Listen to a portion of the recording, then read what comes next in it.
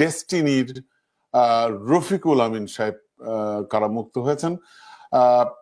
ডেস্টিনির আমিন সাহেব এবং তার সঙ্গে যারা ছিলেন মোহাম্মদ হোসেন সাহেব এরা হয়েছে। এখন আমার কাছে আমি একটু ভূমিকাটা বলতে চাই। আমিন সাহেব মন্ট্রিয়ালেরই মানুষ, দুজনেই মন্ট্রিয়ালের, এবং ওনারা 12 বছর কারান্তরীণ ছিলেন, এক যুগেরও বেশি। এবং সবচেয়ে মজার ব্যাপার হচ্ছে যে তাদের যে সাজা দেওয়া হয়েছে, এই সাজা দেওয়ায় তারা 12 বছর অতিক্রান্ত হয়েছে, 12 বছর তারা জেলখানায় ছিলেন। আমি এটাকে বিনা বিচারে জেলখানায় থাকা বলবো। তার কারণ এই জন্যই বিনা বিচারে জেলখানায় থাকা বলবো, কারণ পুরো মামলাটি একটি কনস্পিরেসির অংশ, ষড়যন্ত্রের অংশ।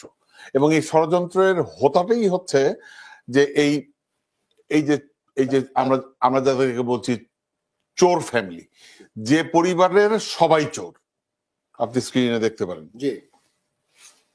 যে পরিবারের সবাই চোর। তো যেহেতু সবাই চোর, এই চোর পরিবারের একজন সদস্য, আপনি জানেন শেখ হাসিনার ছোট বোন তারেক সিদ্দিকীর, মানে শেখ রেহানার দেবর এই তারেক সিদ্দিকীর কারণে জিঘাংসা বলবো নাকি প্রতিহিংসার কারণে এই ভদ্রলোককে এবং তার সঙ্গে তার সঙ্গীদেরকে বিনা বিচারে 12 বছর। এবং আমি গতকালকে একটা জায়গায় বলেছিলাম যে এই আমিন সাহেবের এখন উচিত মামলা করা এবং এই 12 বছরের যে ক্ষতি হয়েছে তার ক্ষতির পূরণ চেয়ে মামলা করতে হবে। ঠিক আছে? কারণ 12 বছর বিনা বিচারে এই একটা মানে কি বলবো। এবং সবচেয়ে মজার ব্যাপার দেখেন, বাংলাদেশে একটি প্রতিষ্ঠানের প্রধান সহ প্রধান ব্যক্তিরা 12 বছর বিনা বিচারে আটক। একটি অর্গানাইজেশন নাই, একটি সংগঠন নেই, একটি সংবাদপত্র নেই, একজন ব্যক্তি নেই যারা তার এই অন্যায়ের বিরুদ্ধে প্রতিবাদ করেছে। আমি এই ব্যাপারে আপনার মতামত জানতে চাই।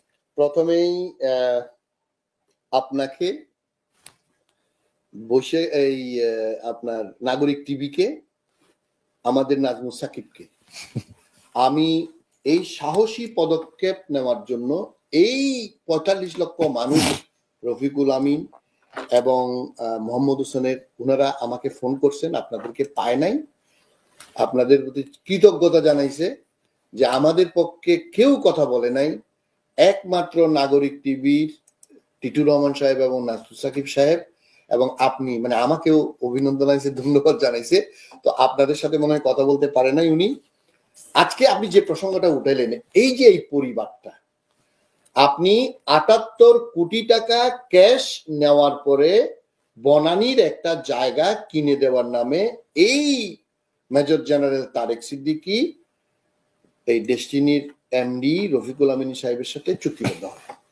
আজকে এগুলো বলতে হবে আবার, অবশ্যই।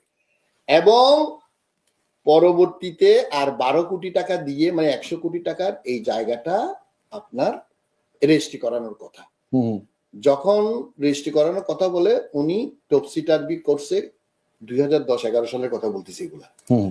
যখনই সে বুঝতে পারলো যে মানে রফিকুল আমিন চাপ দিছে টাকার জন্য অথবা রেজিস্ট্রি করার জন্য, তখনই তার বিরুদ্ধে পত্রপত্রিকায় লেখায়া তারে এবং পুরো প্রতিষ্ঠানকে ধ্বংস করার জন্য এই তারেক সিদ্দিকী তার কতিপয় সেনাবাহিনীর অবসরপ্রাপ্ত কিছু লোকজনকে দিয়া আপনার এই বাংলাদেশ ব্যাংকের মাধ্যমে কিছু পত্রপত্রিকা, আপনি জানেন তখন তো পুরা তাদের দখলে সবকিছু, মিডিয়া বলেন আর পাওয়ার বলেন আর জাস্টিস সিস্টেম দখলে। তারপরে এই যে 2012 সালে তাদের বিরুদ্ধে মামলা করলো, তারা সারেন্ডার করলো, গ্রেপ্তার করলো, জামিন আর দেয় না।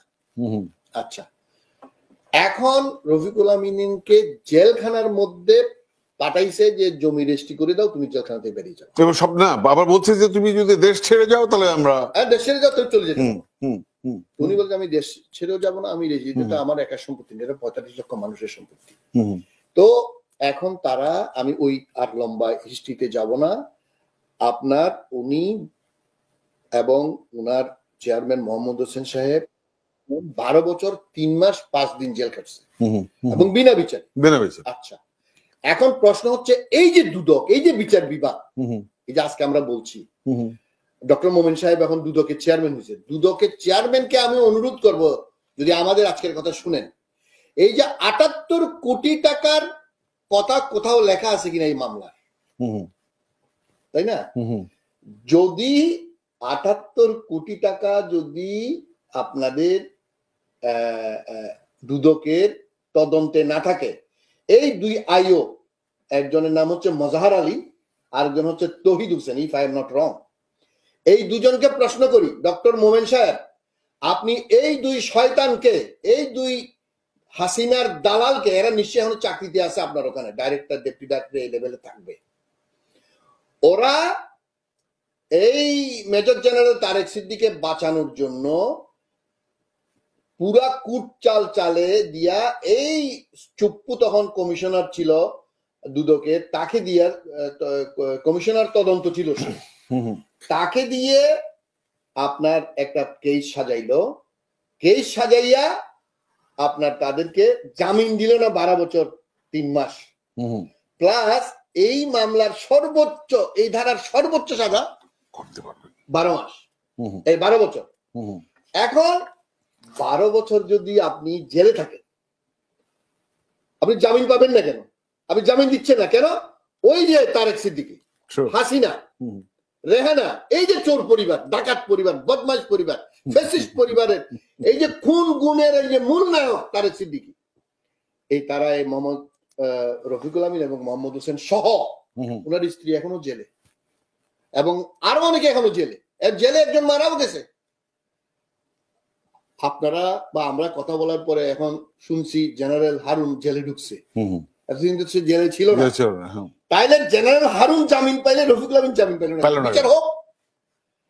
এই যে আমাদের এই যে ক্লিপ্টোক্রেসি, চোরতন্ত্র, ডাকাততন্ত্র, এই যে বদমাইশ তন্ত্র, এই বিচার বিভাগ, এই দুদক, দে মাস্ট গো। আমি ডক্টর মোমিন সাহেবকে বলবো, আপনি বা আপনার 2-4 জন কমিশনার বদলাইলে হবে না, এই যত শয়তান এখানে দুদকে হাসিনা নিয়োগ করছে, এই যে মজাহার আলী, তৌহিদ হোসেনের কথা বললাম, এরা সহ এদের, আপনি আপনার সম্পত্তির হিসাব দিচ্ছেন, এদের সম্পত্তি খোঁজেন, এদের কত হাজার টাকা আছে।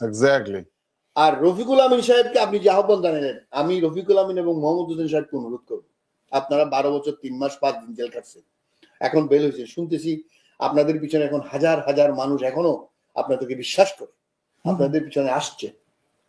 আমি আপনাদেরকে অনুরোধ করব, অবশ্যই আপনারা, না না, আমি আমি আমি এই জায়গাতে একটু অ্যাড করতে চাই। আমরা যখন প্রথম এই করলাম গত বছর, তখন আমরা খুঁজছিলাম, মানে পাবলিকলি খুঁজছি যে আচ্ছা অভিযোগটা দায়ের করেছে কে। মানে আমি একটি অর্গানাইজেশন করি, আমি দুর্নীতি করেছি, আমার অর্গানাইজেশনের মেম্বাররা আমার বিরুদ্ধে দুর্নীতির অভিযোগ আনবে, এটাই তো স্বাভাবিক। আমি একজনকেও খুঁজে পাইনি যে এই আপনার এই অর্গানাইজেশনের তাদের বিরুদ্ধে অভিযোগ দায়ের করেছে, না করেনি কেউ না। তাহলে এখান থেকে তো বোঝা যায়, এখন এটা যারা তদন্ত করেছে, এই যেটা আপনি বললেন, তো এদেরকে তো কঞ্চি দিয়ে মারা উচিত। আপনি যে বললেন ওরা তো অভিযুক্ত করে নাই, ওরা তাদেরকে বের করার জন্য আপনার এই 12 বছর যুদ্ধ করছে, মানে হেন কোনো কাজ মানে বাকি রাখে। এবং শুধু আমি আপনাকে বলি, গত বছর আমাকে এই যারা অংশীজন, মানে ওই তারা আমাকে বাধ্য করেছে আমি যেন কথা বলি, তারা আমাকে মানে সাংঘাতিক ভাবে অনুরোধ করে, কেউ বলে না। এবং তাদেরকে আমি বলছি যে আমি দেখতে চাই একজন আমাকে নিয়ে এসে দেন যে বিরোধ করছে, বলছে যে না এই আমিন সাহেব চোর। একজনকে আমরা পাইনি, একজনই বলে নাই। না না না, হি ইজ ওয়ান্ডারফুল ম্যান।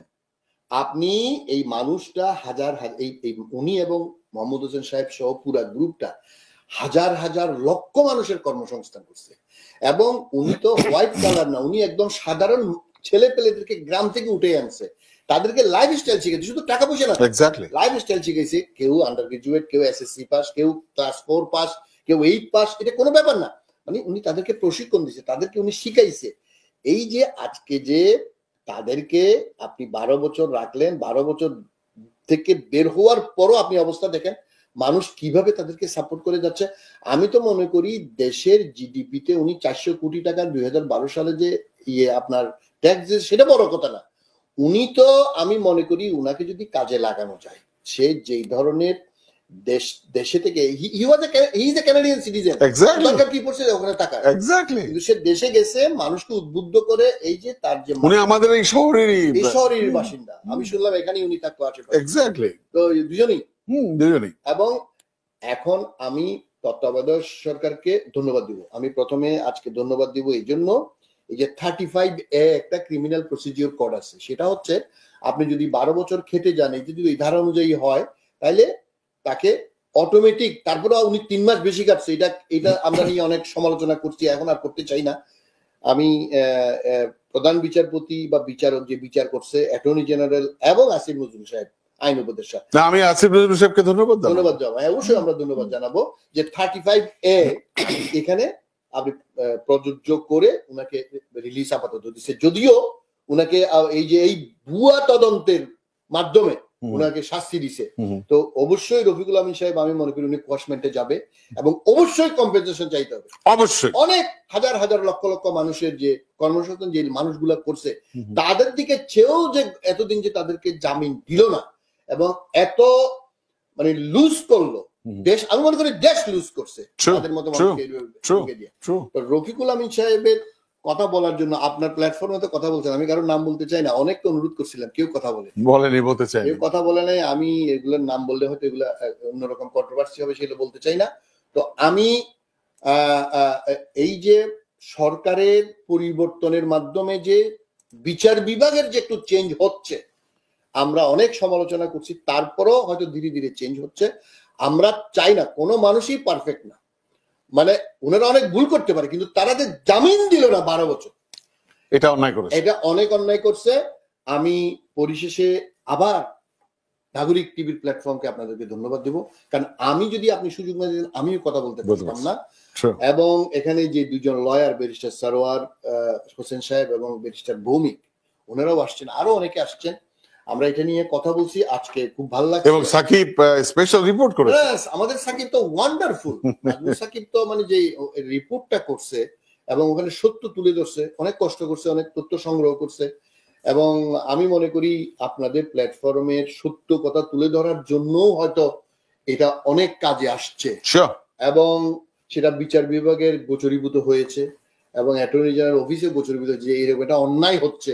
সে অন্যায় থেকে আপাতত মুক্তি পাইছে, কিন্তু এখন পুরোপুরি মুক্তি পাইছে আমি বলবো যে বিচার বিভাগকে তার পাপ মুক্ত হওয়া দরকার এবং তাকে ক্ষতিপূরণ দেওয়া দরকার। এবং আমি আমিন সাহেবকে বলবো ক্ষতিপূরণের মামলা দ্রুত করতে হবে, এবং আজকের এই টক শো থেকে আমরা বলবো তার স্ত্রীকে অবিলম্বে মুক্তি, স্ত্রী সহ যারা জেলখানে আছে অবিলম্বে মুক্তি দিতে হবে। প্লাস উনি যে এই কনভিকশনের বিরুদ্ধে যে অ্যাপিল করবে, আমি মনে করি ওনারা ন্যায় বিচার পাবে। ন্যায় বিচার পাওয়ার মাধ্যমে বাংলাদেশের এত বড় একটা প্রতিষ্ঠান, ইন টার্মস অফ আপনার মেম্বারশিপ যদি আপনি কাউন্ট করেন, এটা 45 লক্ষ লোকের সংগঠন। বাংলাদেশে এত বড় সংগঠন আর রাজনৈতিক দল, সুতরাং আমি আজকে রফিকুল আমিন সাহেব এবং মোহাম্মদ হোসেন সাহেবকে বলবো, আপনাদের জীবনের থেকে 12 বছর চলে গেছে, কিন্তু তারপরেও আপনারা হতাশ হন নাই। ইট ইজ ভেরি ইম্পর্টেন্ট, এবং আপনারা বাংলাদেশের জন্য, বাংলাদেশের গণতন্ত্রের জন্য অবশ্যই ফেসিবাদের বিরুদ্ধে আপনাকে থাকতে হবে। এটা এখন আমরা বলবো, এই ফেসিবাদ যারা আপনাদেরকে ধ্বংস করার জন্য, আপনারা অবশ্যই ফেসিবাদের, আওয়ামী ফেসিবাদ তারেক সিদ্দিকের বিরুদ্ধে আপনাদেরকে মামলা করতে হবে। এবং এই আইও সহ যেসব বিচারক এইসব রায় দিছে তাদেরকেও ছাড়া হবে না, তাদেরকেও আপনারা আসামি করবেন, এটাই আমরা আশা করব। এবং আপনাদের উত্তরোত্তর সমৃদ্ধি, এবং আপনাদের আমরা যারা এই পরিবারটা, ডেস্টিনি পরিবারে আপনারা যারা এত কষ্ট দিয়ে এতদিন করছেন, আমরা মনে করি আপনারা আপনাদের নেতাদেরকে ফেরত পাইছেন এবং আপনারা পূর্ণ উদ্যমে কাজ করে দেশের জন্য, গণতন্ত্রের জন্য আপনারা বাংলাদেশকে অন্য মাত্রায় নিয়ে যাবেন, এটা আশা আমি করি।